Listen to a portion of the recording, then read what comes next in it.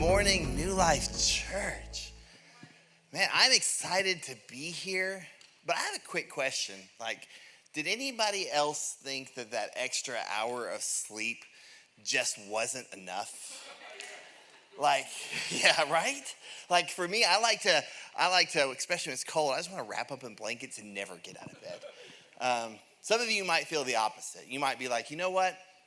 An extra hour of 2020 is already too much. In fact, we should have moved the clocks the other way. Maybe even 2 hours. I'd give that up just to get this year over with. Especially LSU fans. Man. So if you don't know, they got slaughtered by Auburn last night. They lost by 37 points. But I'm really excited for the Auburn players though, because somebody else got to be the MVP besides the ref for once. But hey guys, we've been in this Life of Christ study for some time now, and I don't know about you, but I'm loving this. I really, really think that it is getting better and better the more we go, the further we get into this. And, we've been learning about Jesus. We've been learning about his life. And as we've been learning, we see that God's greatest revelation and representation of himself was and is Jesus. And when we started this journey that we were challenged, we were asked to become true disciples of Jesus, to become true followers of Christ. And it's by studying and living out his teachings in our everyday life, that's how we do it. And the more we learn about Jesus, and the more we learn about his teachings, and the more we try to do what he says and we imitate our life or his life, the more we see the fruit of the Spirit in our life. And that's love, joy, peace, patience, kindness, goodness, faithfulness, gentleness, and self-control. And I could use more of all of that. But we're going to be talking about today one of his teachings. We're going to be diving in. And this is actually one of his more controversial teachings, especially for the day.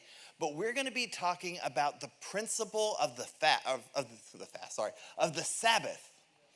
We're going to be talking about the Sabbath.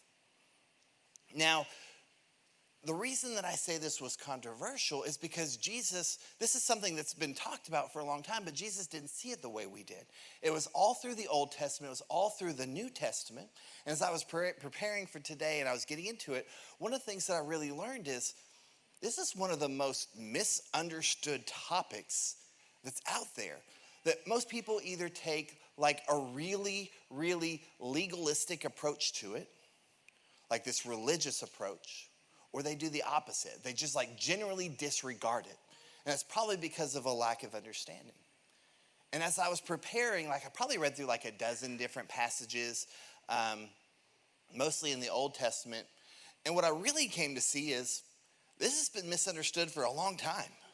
Time and time again, people have missed really what God was wanting to do here. And so many of God's teachings, it became a system. It became a set of rules that people had to follow. And then comes Jesus. And as he so often did, he calls out the thinking and he calls out the thought processes behind it. And we see that in the gospel according to Mark. In chapter 2, we see that the Pharisees, they took issue with Jesus' teaching and his understanding on this. So let's go to Mark 2. And it says, now it happened that we're talking Jesus and his disciples, went through the grain fields on the Sabbath. And as they went, his disciples began to pluck the heads of grain. And the Pharisees were saying to him, look, why are they doing what is not lawful on the Sabbath? And he said to them, have you never read what David did? When he was in need and was hungry, he and those who were with him, how he entered the house of God in the time of, it's Abiathar, I always pronounce it wrong, the high priest, and ate the bread of the presence, which is not lawful for any but the priest to eat, and also gave it to those who were with him. We pause there for just a second. Jesus is showing that the human need is more important than the ritual. And he said to them, the Sabbath was made for man, not man for the Sabbath. So the Son of Man is Lord even of the Sabbath. Well, let's talk about this. What was going on here? I mean, all we had was Jesus and his disciples, and they're walking down the road. They're getting hungry. It's the Sabbath, so Chick-fil-A is closed, right? So they just start grabbing grain off the plants, right? And they just start popping their mouth and chowing down. That was it. That's all that was going, but that was enough for the Pharisees to take offense. Because at that time, the Sabbath, which was actually from sundown on Friday night to sundown on Saturday night, they were not supposed to do any work. Now that word work, that's a little ambiguous, right? So the Pharisees are like, you know what? We're going to define this. And what they did is they created all of these rules and all of these crazy things that you can't do on the Sabbath day because it's work. And I was looking through it. I was reading a giant list, even ones today, of things that they can't do. And like some of my favorites were, okay, so if you have like a vase or like some flowers or anything like that, you can't water it. Because if you put water in that vase and there's flowers in it, you're tending crops, that's work. Or let's say it's raining outside, okay? And you're walking home and you come in and you got mud all over your boots. You can't brush that mud off because then you're tilling the earth and that's work. So you're just gonna be tracking mud all through the house. You can't sweep it up either, that's not allowed. So James was telling me that when they were in Israel, okay, the elevators on the Sabbath, they stop at every floor.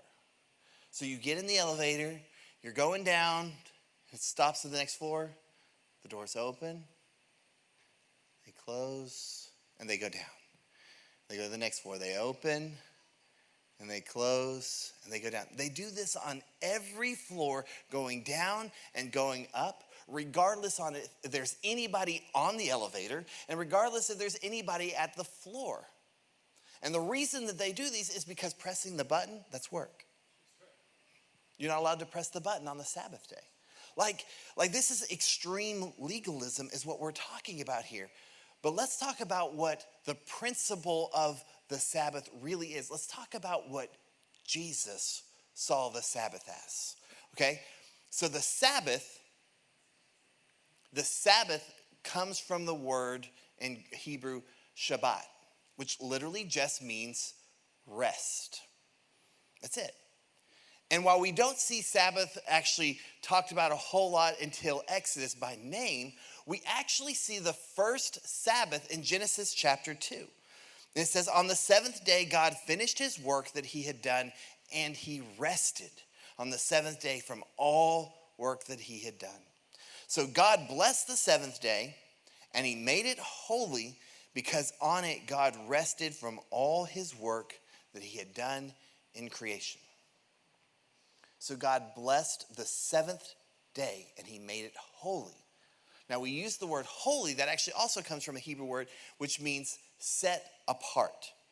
So we're called to keep it holy. We're called to set it apart.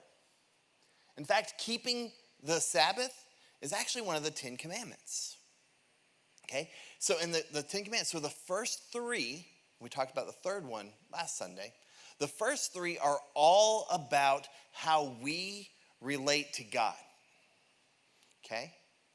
And the last 6 are all about how we relate to others. I see some of you guys, some of you math people out here counting your fingers. You're like, wait, 1, 2, 3. 1, 2, 3, 4, 5, 6. That's only 9. So what's the 10th commandment? Well, let's take a look. This is Exodus 20, 8 through 11. It says, remember the Sabbath day to keep it holy. 6 days you shall labor and do all your work. But the seventh day is a Sabbath to the Lord your God. On it you shall not do any work, you or your son or your daughter, your male servant or your female servant or your livestock or your sojourner who is within your gates. For in 6 days the Lord made heaven and earth, the sea, and all that is in them, and rested on the seventh day. Therefore, the Lord blessed the Sabbath day and made it holy. Okay, so here's what we know.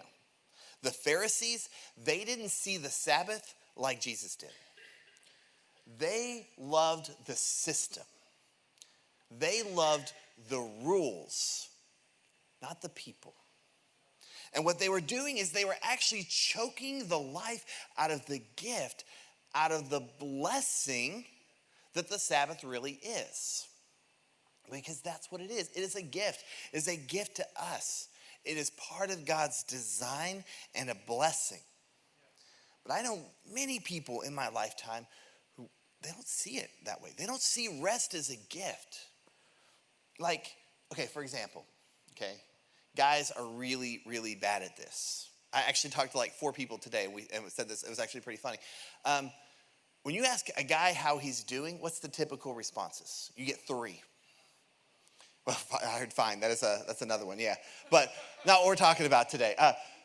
Busy. I'm busy. Or, man, I'm just working. Working hard was the third one, right? We hear those all the time. But if you heard somebody was like, man, I am so good. I just woke up from a 3-hour nap. Like, people will be looking at this dude like there was something wrong with him. Like, man, this dude's lazy. It's not lazy, by the way.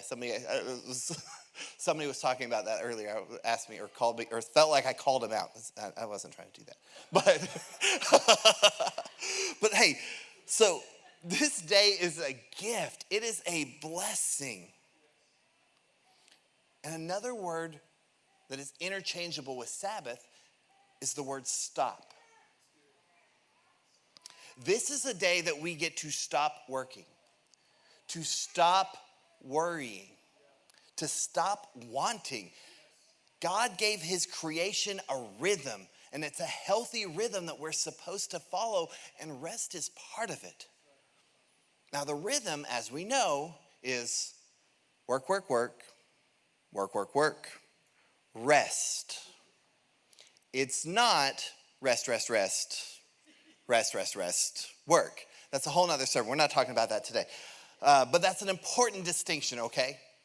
But speaking of rhythm, do we have any drummers out here? Anybody play the drums? I see a couple. Yeah. So Chuck, where he's at, he's going to be taking names down. You might get a phone call, part of the worship team. That's really the only thing no, I'm kidding. But guys, so anybody who's a drummer, or really anybody in music knows there's parts that you need to rest at. In fact, I think there's actually, I don't know if you call it a rest note, but there's a symbol for rest. And let me tell you, that's important. Because if you decide, I ain't doing that, right? What's supposed to be is this beautiful harmony that all goes together is going to turn into just noise. So, God created in 6 days the entire universe.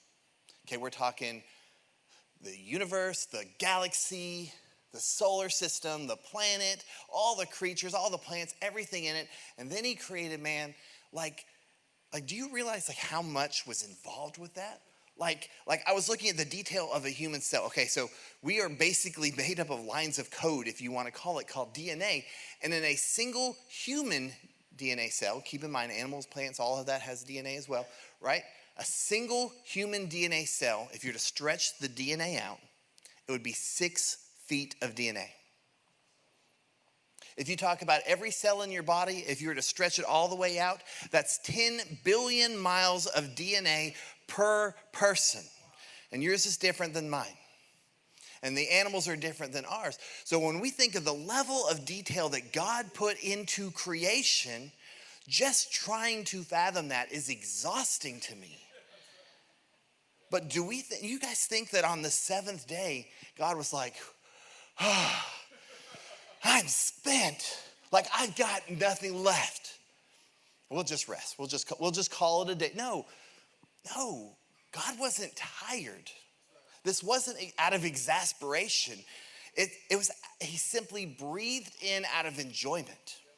The word says, and God saw everything he had made, and behold, it was very good. So here's my first point, guys. God calls us to rest. God calls us to rest. And let me ask you, when was the last time that we simply stopped? We unplugged from work, we unplugged from our phones, and I don't just necessarily mean like just turning, I mean like really checked out where that wasn't our focus. And we spent time and enjoyed our relationship with God and his creations and with other people. Someone needs to hear this right now. And I get it, this idea fights everything you thought you knew about business, everything you thought you knew about life. Look, I was raised with this mentality of you could have anything you want in life as long as you were willing to work hard enough for it.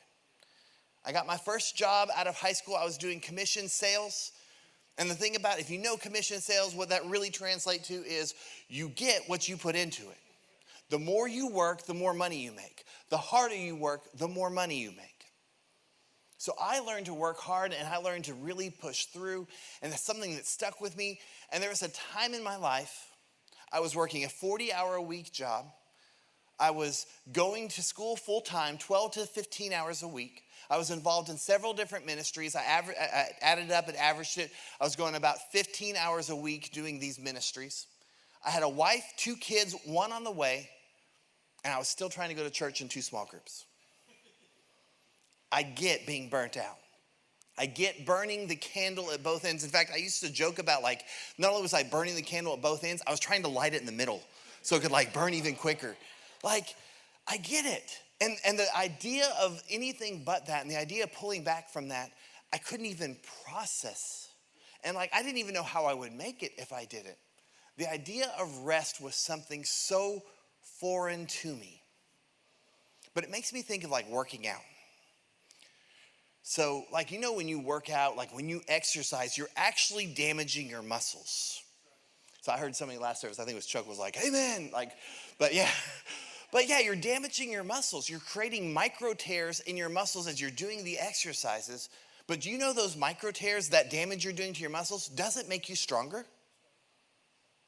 It doesn't.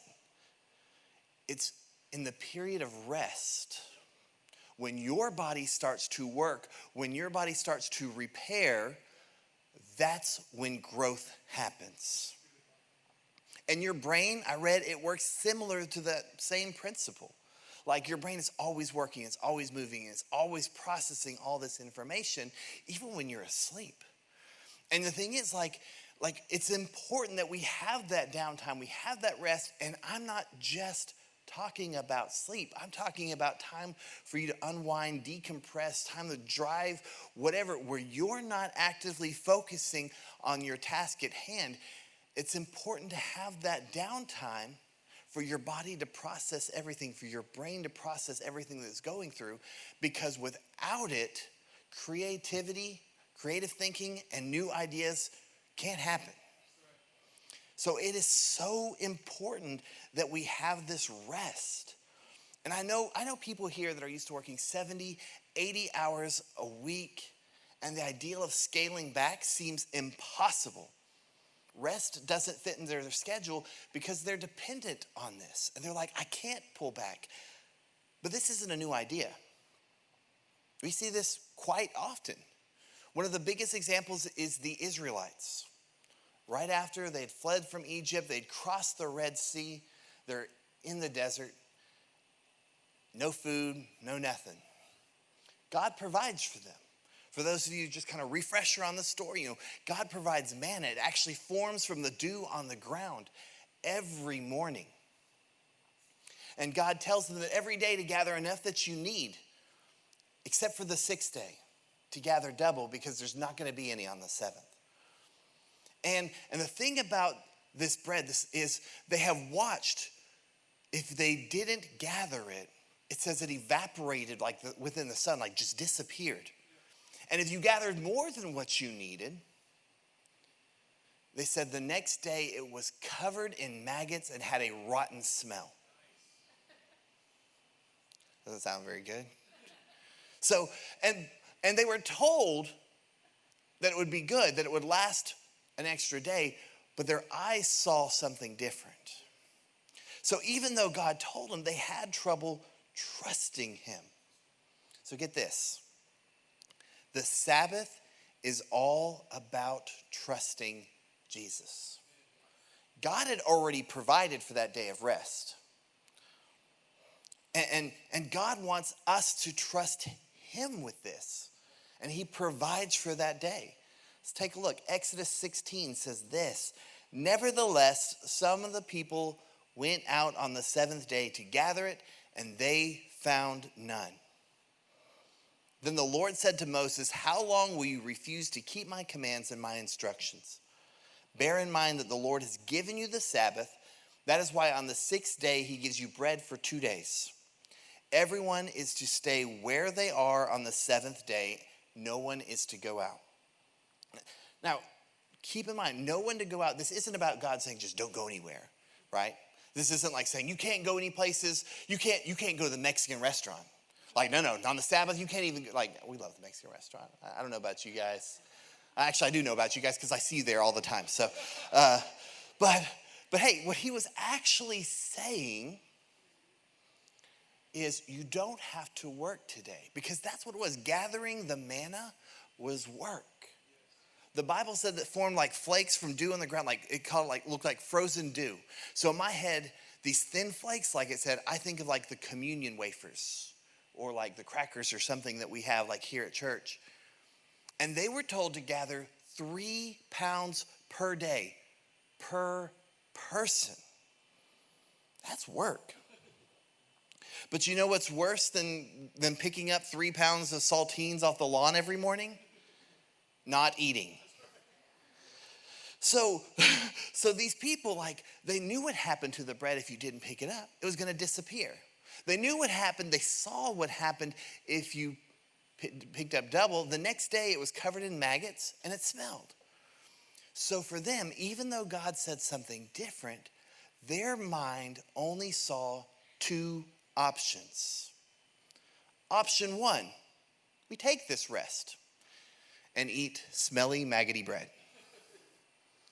Option 2, we don't rest, and surely if this bread is forming, it's going to be there again tomorrow.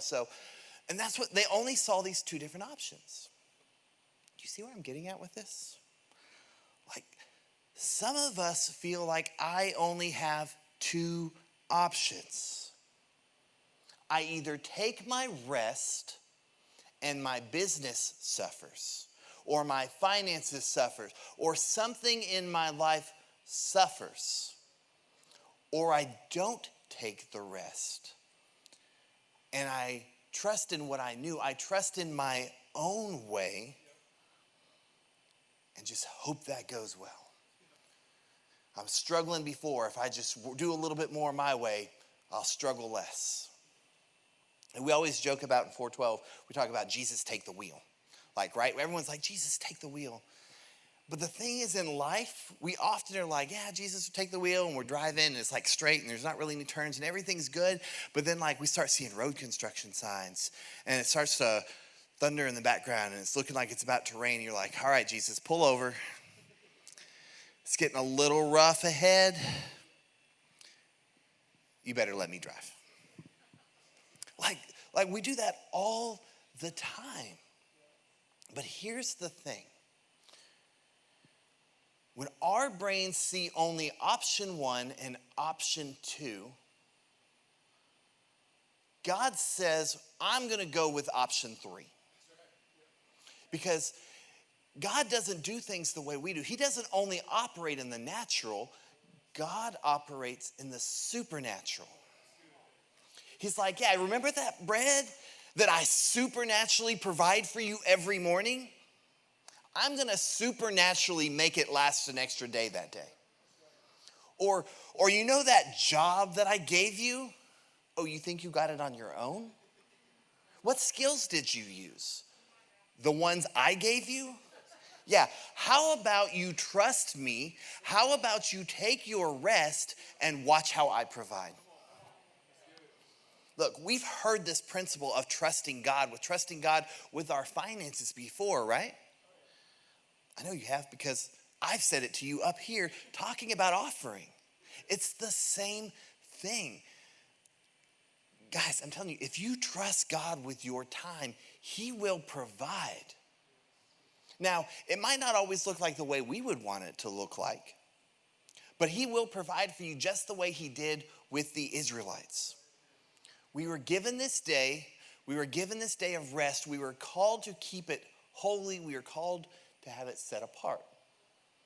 So the next logical question for me is, set apart from what? Well, I guess you could easily be like, set apart from the rest of the days. But if you're saying set apart from what, I think you're asking the wrong question. We should be asking set apart for what? Okay, what purpose is this day for? Okay, I'm going to pause for a second.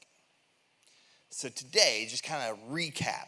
We've talked about the principle of rest. We've talked about the importance of it, okay? It's important, it's a gift, it's a blessing from God. I tried to talk about some, maybe people's objections that they have for rest. Like, I can't rest because of this. Well, we've talked about how God will provide the means for you to rest. Okay, so we've established rest is good. Okay.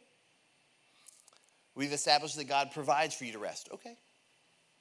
If you were 100% bought on at this point here, right? You're totally good with this, but you were to check out now, you would be missing the big picture.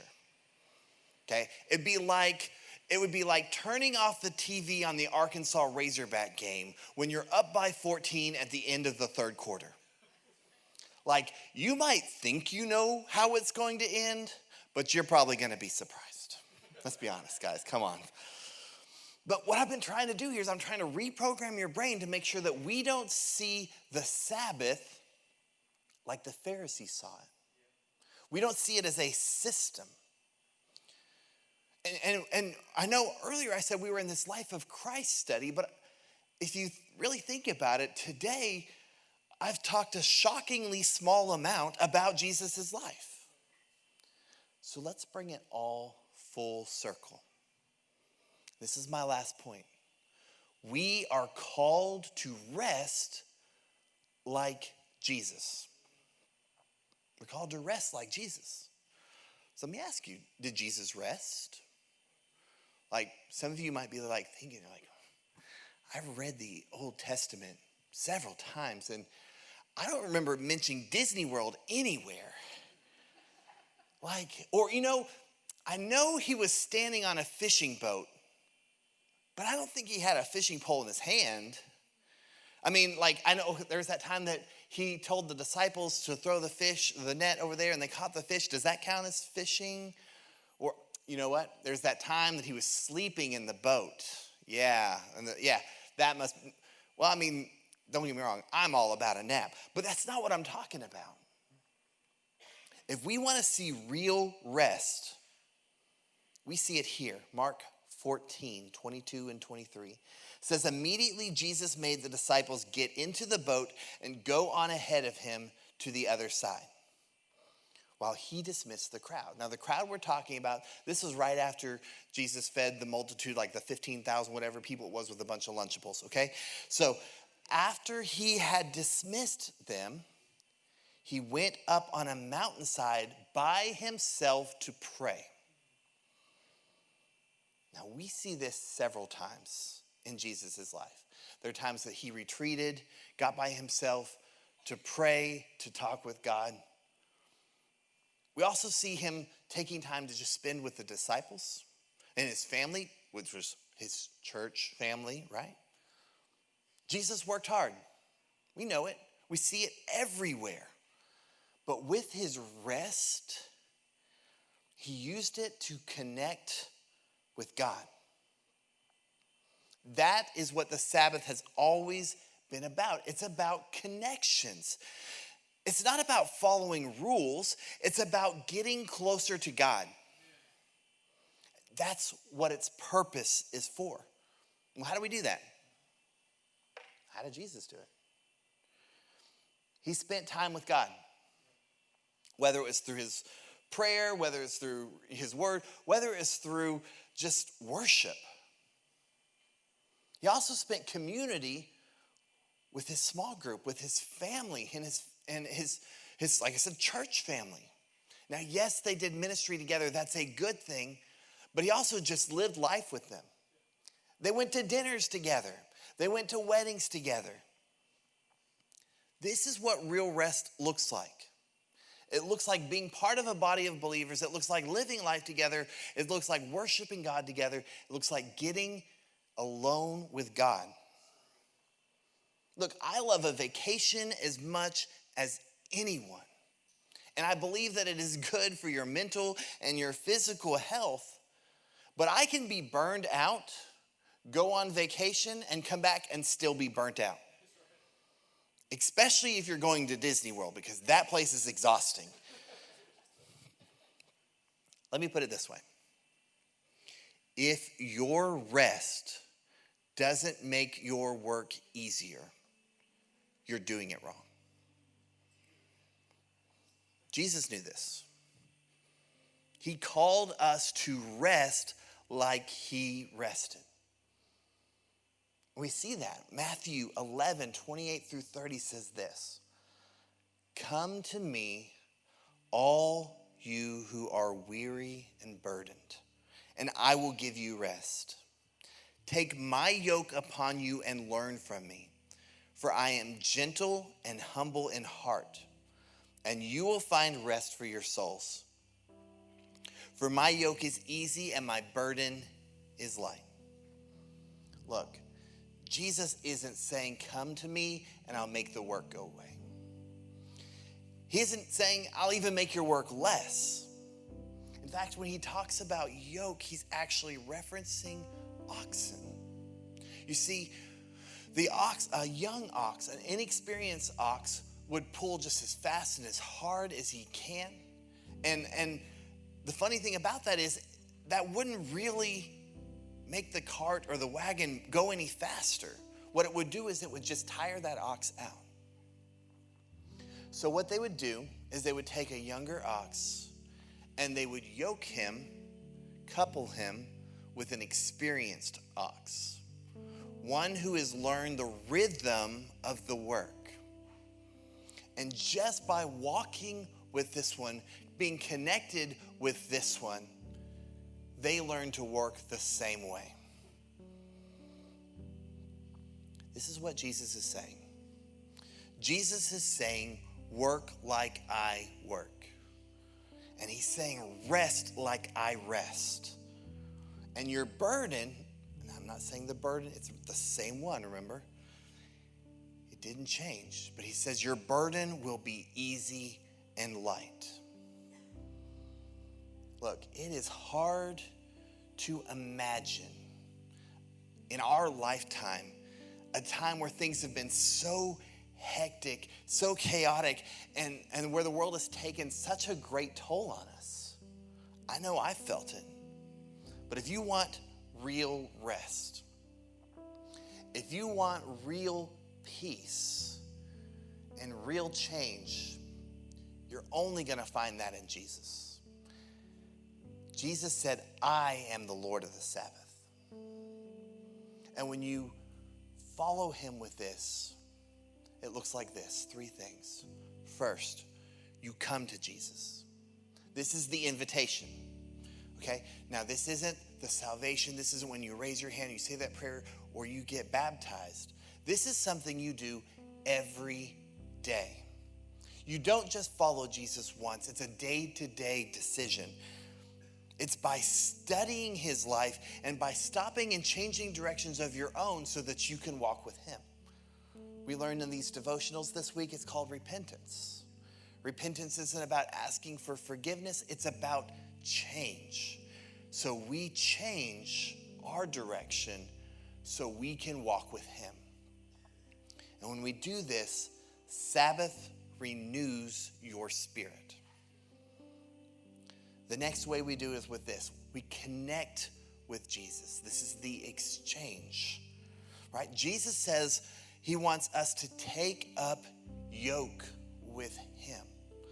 But the thing about it is, it's hard to do if you're already wearing one of your own. So if you're going to yoke up with Jesus, if you are going to connect with Jesus, that means you need to take your own yoke, your old yoke, your own way of doing things, and you need to put that aside.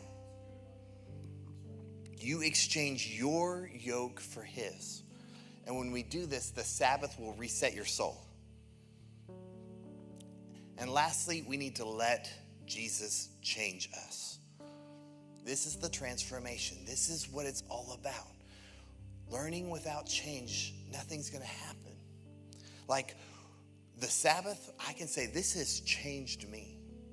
I can be busier than ever before, but I feel that peace. I don't feel burnt out. When I was in that period I told you about, I checked out for a year. I couldn't do it anymore. I couldn't see how I got to a breaking point. But that's because I was trying to do it my own way. So when we let Jesus change us, as I feel like me again, I feel like the person that God called me to be. When you do this, the Sabbath will refresh you physically, emotionally, and spiritually. Look, Jesus wants to give you a better way. He does. But you have to learn it from him. You have to let him change you. Let's close our eyes, bow our heads. Look, if you're here today and you would just say, I'm burnt out. I'm running on empty. I don't know this rest. In fact, I am at unrest. I need this real rest, this real peace from following Christ in my life. Look, I know Christ. I've asked him to be the Lord of my life, but I've never exchanged my yoke for his. You say, I'm tired of doing this on my own. I'm tired of carrying my own yoke. I'm tired of doing this my own way and never finding peace. If that's you, I'm not going to have you stand or come up to the front, but I'd love to know who you are. I'd love to know so I can pray with you. If that's you, raise your hand. All eyes closed, nobody looking around. Man, I got hands all over the place. So good. So good. If that's you, I want you to pray something like this. Father God, thank you for what you have done on the cross. But Father, I still need you. Not to die for me again, but to lead me and guide my steps. Help me cast off my old yoke, my old way of doing things, and come alongside you. Help me to walk as you walk and rest as you rested. Father, grant me peace on this journey and help me to find the joy you always wanted for me. Hey, look, guys, head still bowed. I want to ask one more question.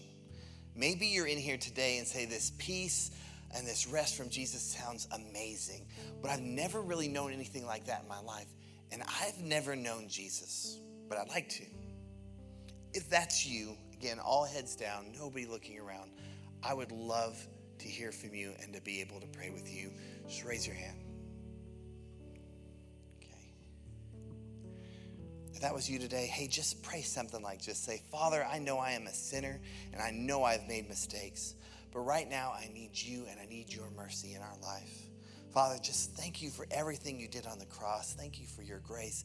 Thank you for your compassion. And right now, I just give my heart to you. And I call you Lord of my life. Guide my steps. Lead me and give me the strength and the courage to follow you even when it's hard. In Jesus' name, amen.